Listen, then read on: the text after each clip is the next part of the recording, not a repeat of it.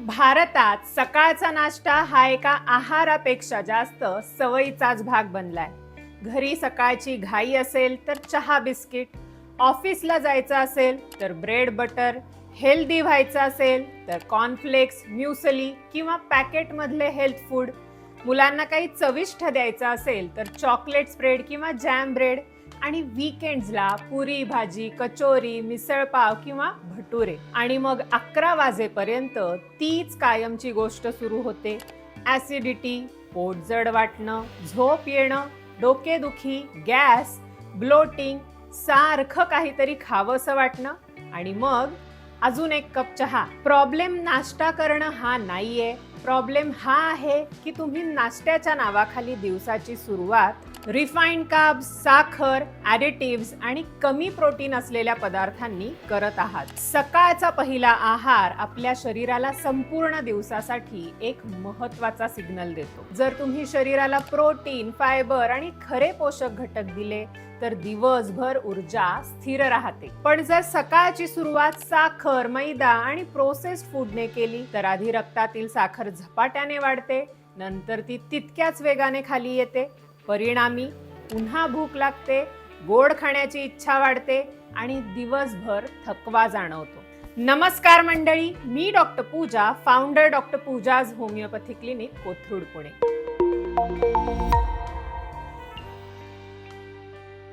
आज मी तुम्हाला अशा ब्रेकफास्ट फूड ऑप्शन्स बद्दल सांगणार आहे जे भारतीय घरांमध्ये अगदी नॉर्मल किंवा हेल्दी समजून खाल्ले जातात, पण प्रत्यक्षात ते आपल्या पोटाच्या आरोग्याच्या, वजनाच्या, रक्तातील साखरेच्या पातळीच्या आणि ऊर्जेच्या विरोधात काम करतात. हे पदार्थ फक्त टाळायचे नाहीत, तर चूक नेमकी कुठे होते आणि त्याऐवजी कोणते चांगले भारतीय पदार्थ निवडता येतील हे समजून घ्यायचे. भारतीयांनी नॉर्मल समजून खाणं थांबवायला हवेत असे नाश्त्याचे पदार्थ. सगळ्यात पहिला, साखर घातलेला चहा आणि त्यासोबत बिस्किट, टोस्ट किंवा खारी. चहा हा प्रॉब्लेम नाही, पण सकाळचा पहिला आहार जर फक्त चहा, साखर, बिस्किट आणि खारी टोस्ट बटर इतकाच असेल तर शरीराला पोषण मिळत नाही. फक्त तात्पुरती उत्तेजना म्हणजेच स्टिम्युलेशन मिळतं. बिस्किट, खारी, टोस्ट, बटरमध्ये बहुतेक वेळा रिफाईंड पीठ म्हणजेच मैदा, साखर आणि प्रोसेस्ड फॅट्स असतात. त्यामध्ये प्रोटीन जवळपास नसतं, फायबर खूप कमी असतं आणि मायक्रोन्यूट्रियंट्स म्हणजेच सूक्ष्म पोषक घटकही अत्यल्प असतात. यामुळे रक्तातील साखर झपाट्याने वाढते, इन्सुलिन लगेच सक्रिय होतं आणि काही वेळाने ऊर्जा कमी होते. पुन्हा भूक लागते, चिडचिड होते आणि आणखी एक कप चहाची इच्छा होते. हा नाश्ता नाही तर आपल्या भुकेच्या नैसर्गिक संकेतांना गोंधळात टाकण्याचा एक मार्ग आहे. दुसरा पदार्थ म्हणजे कमर्शियल ब्रेडचा नाश्ता. White bread, brown bread, multigrain bread, bread butter, bread jam, sandwich bread. ब्रेडचा रंग ब्राऊन दिसला की अनेक लोक गृहीत धरतात की ब्रेड हेल्दी आहे, पण रंग म्हणजे हेल्थ सर्टिफिकेट नसतं.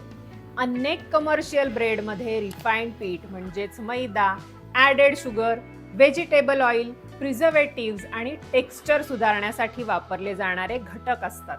ब्रेड पोटात खूप लवकर पचतो, जास्त वेळ पोट भरल्याची भावना देत नाही आणि त्यावर जॅम, बटर किंवा चॉकलेट स्प्रेड लावलं तर तो नाश्ता रिफाईंड कार्ब्स आणि शुगर फॅटच्या कॉम्बिनेशनमध्ये बदलतो. यामुळे तुमचं पोट भरल्यासारखं वाटेल, पण शरीराला खरं पोषण मिळणार नाही. तिसरा म्हणजे पॅकेज सिरियल्स आणि हेल्दी दिसणारे bowls. Cornflakes, chocos, flavoured oats, granola, muesli हे सगळं स्वच्छ आणि आकर्षक बोल्समध्ये खूप डिसिप्लिन आणि हेल्दी दिसतं, पण आतलं सूत्र बहुतेक वेळा तेच असतं. प्रोसेस धान्य, ॲडेड साखर, फ्लेवरिंग आणि कमी प्रोटीन. सकाळचा नाश्ता असा असला पाहिजे जो ग्लुकोज हळूहळू शरीरात सोडेल, पोट रिकामं होण्याची प्रक्रिया संतुलित ठेवेल आणि भूक नियंत्रित करणारे हॉर्मोन्स स्थिर ठेवेल. पण साखरयुक्त सिरियल्स खूप लवकर पचतात, रक्तातील साखरेची पातळी झपाट्याने वाढवतात आणि पोट भरल्याची भावना फार काळ टिकत नाही. चौथा आहे पॅकेज ज्यूस आणि फक्त फळांपासून बनवलेल्या स्मूदीज. फळं हेल्दी आहेत, पण फळांचा ज्यूस हा रोजच्या नाश्त्याचा पर्याय नाही. जेव्हा तुम्ही संपूर्ण फळ खाता तेव्हा त्यातील फायबर साखरेचं शोषण हळूहळू होऊ देतं. पण ज्यूसमध्ये फायबर नसतं किंवा खूप कमी असतं. त्यामुळे त्यातील साखर शरीरात खूप लवकर शोषली जाते. स्मूदीज देखील जर फक्त केळी, आंबा, खजूर, मध किंवा गोड दह्यापासून बनवली असेल तर ती हेल्दी ड्रिंक राहत नाही. ती लिक्विड डेझर्ट बनू शकते. नाश्त्यामध्ये लिक्विड स्वरूपातील साखर ही शरीरात सर्वात वेगाने ऊर्जा वाढवते आणि त्यानंतर तितक्याच वेगाने ऊर्जा कमी होण्याचं कारण ठरते. नंबर 5, तळलेला भारतीय नाश्ता, जसं की पुरी भाजी, भटुरे, कचोरी, समोसा, ब्रेड पकोडा, भजी, पॅटीस. हे पदार्थ अधूनमधून चवीसाठी खाणं ठीक असू शकतं, पण नियमित नाश्ता म्हणून ते पचन संस्थेवर ताण टाकतात. डीप फ्राय केल्यामुळे त्यातील कॅलरी डेन्सिटी वाढते, तेलामध्ये ऑक्सिडेशन प्रोडक्ट्स तयार होऊ शकतात आणि जर तेच तेल वारंवार गरम केलं असेल तर पोटाची जळजळ, ऍसिडिटी, पोट जड होणं आणि इन्फ्लमेशनचा धोका आणखी वाढतो. सकाळच्या वेळी शरीराला रिपेअर होण्यासाठी आणि स्थिर ऊर्जा मिळण्यासाठी योग्य आहाराची गरज असते, तेलाने भरलेल्या अन्नाची नाही. 6वा म्हणजे बेकरीचा नाश्ता. बेकरी स्नॅक्स, टोस्ट, बटर, खारी, क्रीम रोल्स, पफ्स, वाटी केक, कुकीज, बिस्किट्स, मफिन्स हे सगळे पदार्थ हलके वाटतात कारण त्यांचं प्रमाण जास्त आणि वजन कमी असतं, पण पोषण हलकं नसतं. रिफाइंड पीठ, साखर, मीठ, प्रोसेस्ड फॅट्स आणि कमी प्रोटीन यांचं हे कॉम्बिनेशन शरीराला दीर्घकाळ टिकणारी ऊर्जा देऊ शकत नाही. वाटी केक आणि मफिनला हेल्दी कपकेक समजणं बंद करा आणि खारी टोस्ट बटरला बिस्किटाचा निरागस चुलत भाऊ समजणंही बंद करा. हे पदार्थ फक्त चव देतात पण पोषण देत नाहीत. नंबर 7, भारतीय नाश्त्यामध्ये असणारे फक्त कार्बोहायड्रेट्स, कर्बोदक, एम्प्टी कार्ब इंडियन ब्रेकफास्ट. पोहे, उपमा, रव्याचे पदार्थ, साधा पराठा, चपाती, साधी इडली हे पदार्थ मुळात वाईट नाहीत. समस्या तेव्हा निर्माण होते जेव्हा ते प्रोटीन, फायबर आणि हेल्दी फॅट शिवाय खाल्ले जातात. पोहे म्हणजे फक्त पोहे, पण त्यामध्ये शेंगदाणे, वाटाणे, भाज्या आणि दही घालून खाल तेव्हा तो खूप चांगला नाश्ता बनतो. साधा उपमा पोषणाच्या दृष्टीने अपुरा ठरू शकतो, पण भाज्यांचा उपमा, त्यासोबत मोड आलेली कडधान्य आणि दही हा खूपच चांगला पर्याय आहे. नाश्त्याचा उद्देश फक्त भारतीय असणं नाही तर पूर्ण आणि संतुलित असणं आहे. शेवटचा मुद्दा अगदी सोपा आहे. सकाळचा नाश्ता हलका असणं आणि पौष्टिक असणं या दोन्ही वेगवेगळ्या गोष्टी आहेत. जर हलक्या नाश्त्यामध्ये प्रोटीन आणि फायबर नसेल तर तो फक्त थोड्या वेळासाठी पोटाला व्यस्त ठेवेल, पण संतुलित आणि ताकद देणारा नाश्ता शरीराला स्थिर ऊर्जा देत योग्य पोषण पुरवतो. हा नाश्ता तुमच्या पोटाचं आरोग्य, वजन आणि शारीरिक ऊर्जेला का नुकसान पोहोचवतो? समस्या फक्त एवढीच नाही की हे पदार्थ अनहेल्दी आहेत. खरी समस्या ही आहे की हे पदार्थ तुमच्या शरीराच्या आधुनिक जीवशास्त्राच्या म्हणजेच मॉडर्न बायोलॉजीच्या विरोधात काम करतात. सकाळी शरीराला स्थिर ऊर्जा देणारं इंधन हवं असतं, पण जेव्हा दिवसाची सुरुवात रिफाइंड कार्ब, साखर आणि कमी प्रोटीन असलेल्या नाश्त्याने होते तेव्हा रक्तातील साखरेची पातळी झपाट्याने वाढते, शरीर इन्सुलिन सोडतं, साखरेची पातळी खाली येते आणि मग तुम्हाला अचानक ऊर्जा कमी झाल्यासारखं वाटतं. यालाच अनेक लोक अशक्तपणा, आळस किंवा मला अजून एक कप चहा हवाय असं समजतात. दुसरी समस्या म्हणजे कमी प्रोटीन. जर नाश्त्यामध्ये प्रोटीन नसेल तर तुमची भूक शांत होणार नाही, म्हणजेच तृप्तीची भावना मिळणार नाही. तुमचं पोट भरलेलं असू शकतं पण मेंदूला समाधान मिळणारच नाही.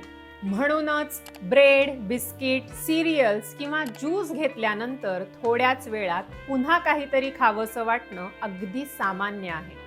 मित्रांनो, ही तुमच्या इच्छाशक्तीची कमतरता नाही, हा फक्त चुकीच्या पद्धतीने आखलेल्या नाश्त्याच्या आराखड्याचा परिणाम आहे. तिसरी समस्या म्हणजे कमी फायबर. फायबर पचनाची गती कमी करतं, आतड्यांमधील चांगल्या बॅक्टेरियाला पोषण देतं, अन्न पोटात जास्त वेळ ठेवतं, त्यामुळे उशिरा भूक लागते, शौचाची प्रक्रिया सुधारतं आणि साखरेचं शोषण स्थिर ठेवतं.